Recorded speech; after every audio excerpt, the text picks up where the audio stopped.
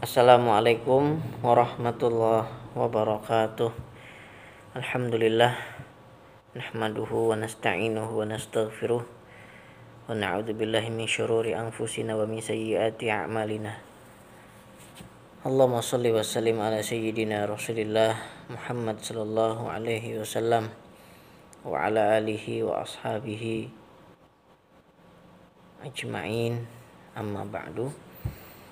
Teman-teman sekalian, kali ini kita akan membicarakan tentang hikamat rumah. Hikamat itu bukan kata yang diambil daripada bahasa Arab, teman-teman ya. Tetapi hikamat ini merupakan bahasa orang-orang dulu untuk mengatakan sebuah penunggu rumah. Dan ini sifatnya gaib, teman-teman ya. Jadi memang orang-orang zaman dulu itu suka punya hikamat rumah, yang mana itu fungsinya apabila ada orang yang datang ke rumah tersebut, entah kenapa dia tidak merasa senang atau betah diam di situ, seperti cepat-cepat mau keluar gitu dari rumah itu ya. Karena hikamat itu ya macam-macam, ada terkadang yang usil bahkan dia bisa menampakkan wujudnya dan rupanya itu macam-macam, teman-temannya. Ada yang berbentuk ular atau wajah yang mengerikan gitu. Dulu saya pernah, teman-teman ya, mendiamin tempat yang memang ada hikamatnya yang sejak dulu dah lama itu,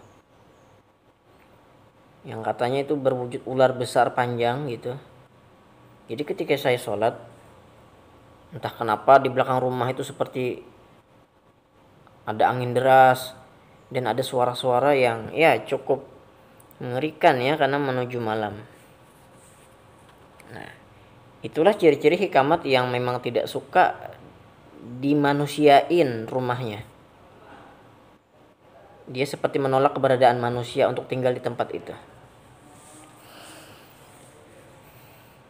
Nah, biasanya hikamat itu, teman-teman ya, hikamat itu diolah dari darah orang yang mati atau meninggal dalam kondisi tragis atau dalam keadaan pembunuhan ya.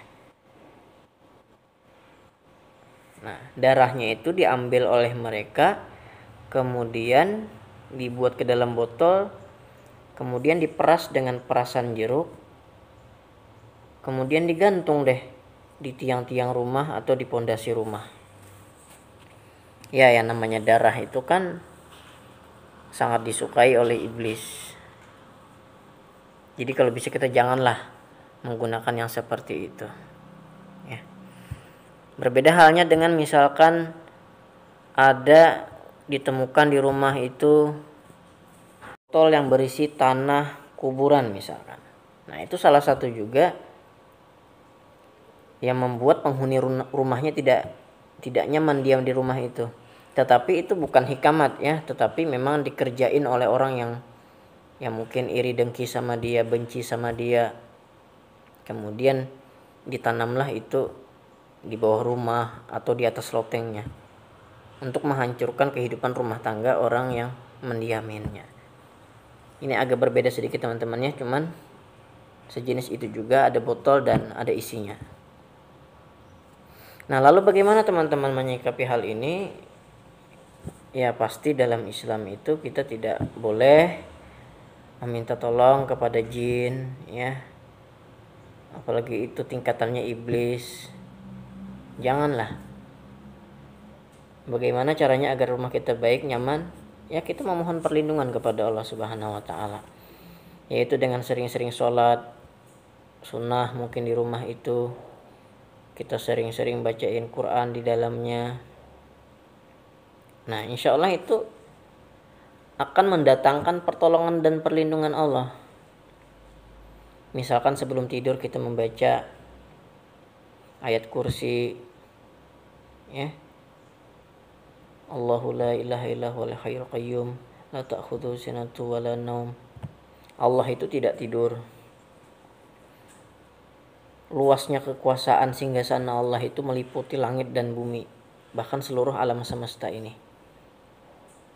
Wala ya'uduhu hifzuhuma wa huwal aliyyul azim, dan Allah tidak merasa berat memelihara itu semua, termasuk rumah kita. Ya.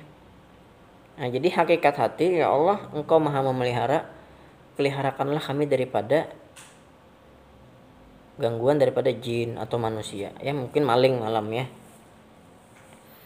Kemudian bisa juga ditambah dengan kalimat lillahi ma fis samawati wa ma fil ardh wa in tubdu ma fi anfusikum aw tukhfuhu yuhasibkum bihillah fayaghfiru liman yasha wa yu'adzibu man yasha wallahu ala kulli syai'in qadir. Kemudian kita membaca amanar rasul sampai habis, insya Allah dipeliharakan sama Allah.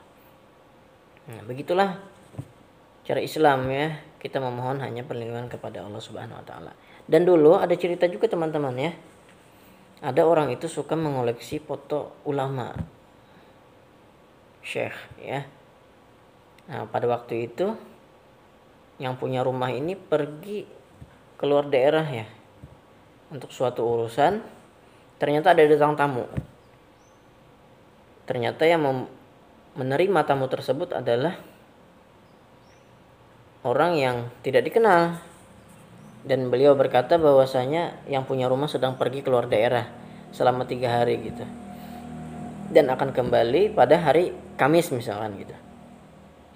Setelah hari Kamis datang lagi orang tamu tadi, mengetuk, dan ternyata orang tuan rumah sudah datang. Nah, dan ternyata beliau bertanya, siapakah kemarin yang menghabarkan kepada saya bahwasanya Anda telah pergi keluar daerah gitu. Ternyata tidak ada orang katanya di rumah ini kecuali kami. Terus beliau yang tamu tadi berkata, itu yang dipoto itu kemarin yang menyambut kedatangan saya kemarin. Nah, itu bagus ya. Bahkan dulu ada pernah kejadian ya, kebakaran rumah. Ternyata alhamdulillah foto guru sekumpul tidak ikut hangus terbakar. Seperti Al-Quran juga. Alhamdulillah dipeliharakan oleh Allah Subhanahu wa taala. Nah, yang seperti itu mestinya yang kita lakukan ya. Bukan mengharap kepada selain Allah, apalagi bersekutu dengan jin. Jangan ya. Na'udzubillahi tsumma na'udzubillah. Ini dulu teman-teman penyampaian singkat tentang hikmat rumah. Semoga bermanfaat. Akhir kata, wassalamualaikum warahmatullahi wabarakatuh.